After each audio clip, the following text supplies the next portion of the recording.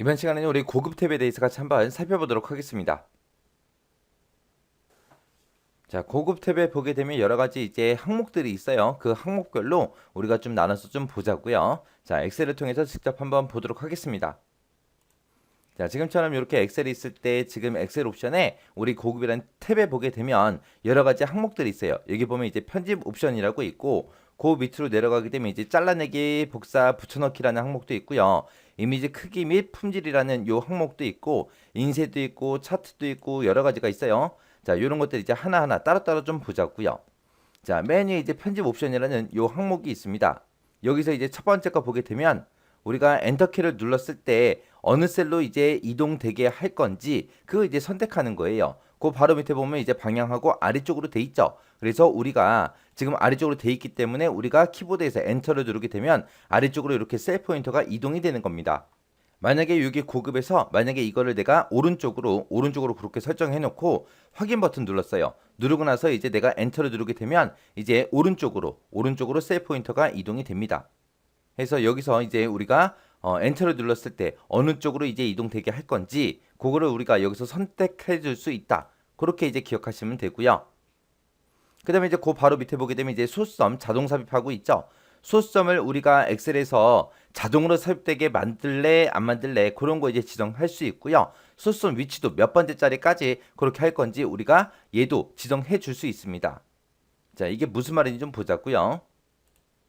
우리가 입력한 숫자 데이터 있죠. 그 숫자 데이터에다가 소수점 위치를 우리가 입력된 숫자만큼 이동해서 그렇게 설정하도록 그렇게 이제 만들어 줄 수 있어요. 해서 내가 만약에 소수점 위치를 만약에 그냥 2로 입력을 했습니다. 그냥 2로 입력하게 되면 내가 숫자 100을 입력하면 화면에는 그냥 1만 그렇게 표시가 되게 만들어 주는 거고요. 만약에 내가 소수점 위치를 0으로 만들었다. 그럼 소수점이 없다라는 거죠. 해서 내가 100을 입력하게 되면 화면에 그냥 100 그리고 똑같이 나오는 거. 그 다음에 만약에 소수점 위치를 음수로 이렇게 마이너스 2하고 지정을 했습니다. 그리고 나서 이제 내가 입력한 숫자가 똑같이 100이에요. 100이면 소수점 위치가 마이너스 2이기 때문에 지금처럼 뒤에 동그라미 두 개가 더 붙어서 나오는 거예요. 해서 마이너스 2 음수를 입력하게 되면 내가 입력한 숫자 뒤에다가 동그라미가 더 붙게 되는 거고요. 만약에 양수 2를 입력했다. 그랬을 때는 동그라미가 뒤에서부터 두 개씩 없어서 이렇게 1이라고 표시가 되더라. 요거 이제 기억하셔야 돼요. 그 다음에 이제 그 밑에 보게 되면 이제 채우기 핸들이 됐든 셀을 끌어서 놓기를 사용할래 말래 그거 이제 물어보는 거예요.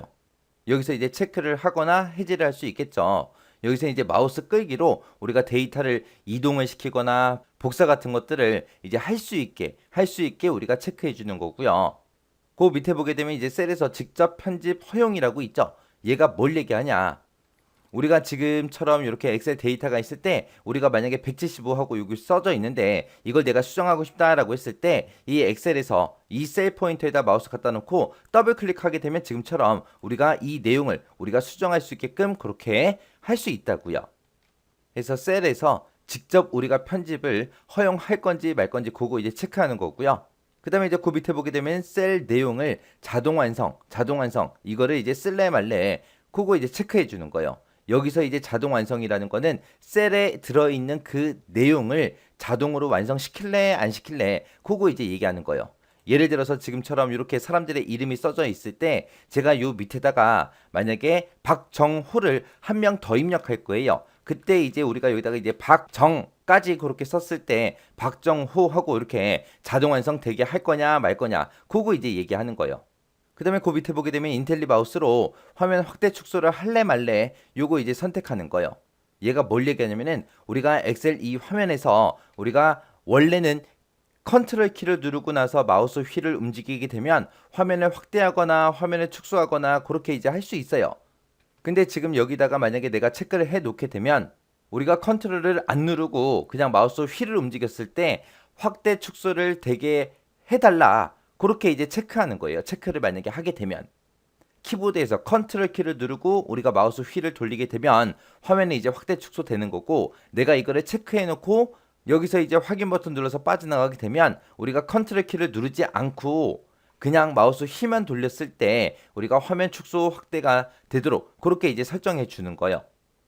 이게 이제 편집 옵션에 관한 것들이고요. 그 다음에 쭉 내려가서 우리 표시라는 그 항목 좀 보자고요. 자, 여기 보니까 이제 표시라는 항목이 있죠. 여기 보니까 이제 표시할 최근 통합 문서 수.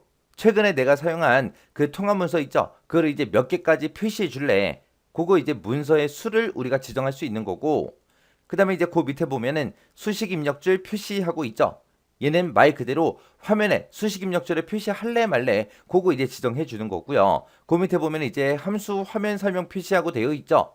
얘는 말 그대로 함수명을 우리가 이제 입력을 해요. 입력하게 되면 바로 밑에 그 함수에 대한 사용 형식 같은 것들 그걸 이제 표시할래 말래 우리가 체크해 주는 겁니다. 자, 그럼 요거는 한번 보자고요. 제가 만약에 여기다가 는이라고 쓰고 썸이라고 이제 함수명을 썼습니다. 그리고 나서 가로를 열게 되면 지금처럼 요거 얘기하는 거예요. 요 가로 열고 그 뒤에 이제 뭐가 들어가는지 그런 것들 함수 인수에 대한 그 사용 형식이 지금처럼 이렇게 표시가 되죠. 요거 얘기하는 거예요. 그 다음에 이제 그 밑에 보게 되면 이제 메모가 있는 셀 표시하고 있죠.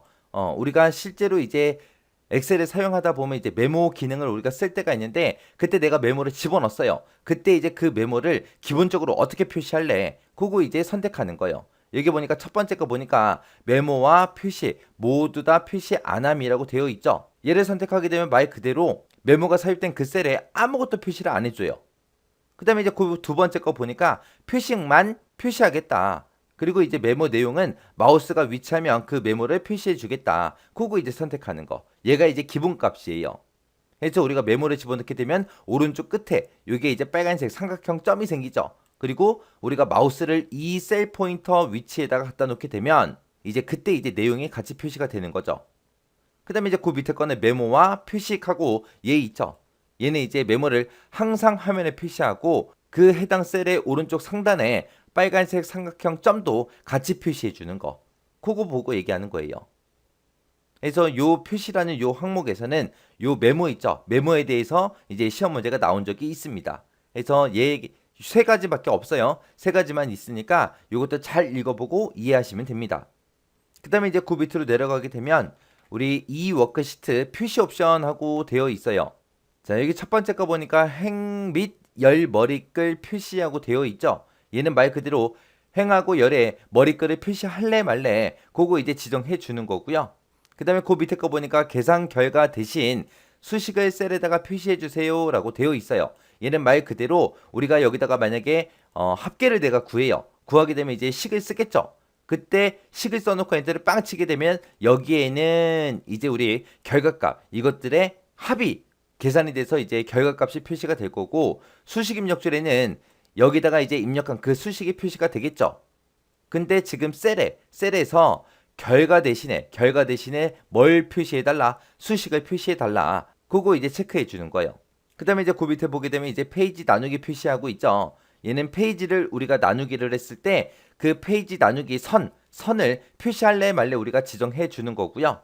그 다음에 이제 그 밑에 보게 되면 이제 0값이 있는 셀에 0을 표시할래 말래 그거 나타내는 거예요. 셀에다가 입력한 그 값이 실제 값이 0일 때 0을 그대로 화면에다 표시할 건지 아니면 아예 그냥 0은 없는 숫자다 그렇게 판단해서 그냥 빈 셀로 표시할 건지 그거 이제 지정해 주는 거예요. 그리고 그 밑에 보게 되면 이제 눈금선을 표시할래 말래 요거 있죠. 얘는 말 그대로 화면에 나타나는 그 눈금선을 표시할 건지 말 건지 그거 이제 체크해 주는 거예요. 그래서 지금 여기서 이제 나온 내용 중에서는 우리 실제 시험에 페이지 나누기 표시 그리고 눈금선 표시 요게 이제 두 가지가 시험 문제에 나온 적이 있습니다. 그 다음에 이제 이 통합 문서의 계산 대상이요. 여기 보니까 첫 번째 거 보니까 다른 문서에 대한 그 링크를 업데이트 할래 말래 그거 이제 선택해 주는 거예요. 그래서 다른 응용 프로그램을 참조하고 있는 그런 수식이 있을 때 그걸 이제 계산해서 업데이트를 할 건지 말 건지 지정해 주는 거고요. 그 밑에 보게 되면 1904 날짜책에 사용하고 되어 있죠. 계산 시작 날짜를 원래는 엑셀에서 1900년 1월 1일을 기준으로 해서 1년 번호가 이제 1번부터 시작된다라고 했잖아요. 그거를 이제 1904년 1월 2일로 그거를 이제 변경할래 말래 그거 이제 선택해 주는 거예요. 그 다음에 이제 그 밑에 보게 되면 이제 외부 연결값 저장하고 되어 있죠. 얘는 이제 워크시트랑 연결된 외부 문서 있죠. 거기에 포함된 값의 복사본을 저장할래 말래 그거 이제 지정해 주는 거예요.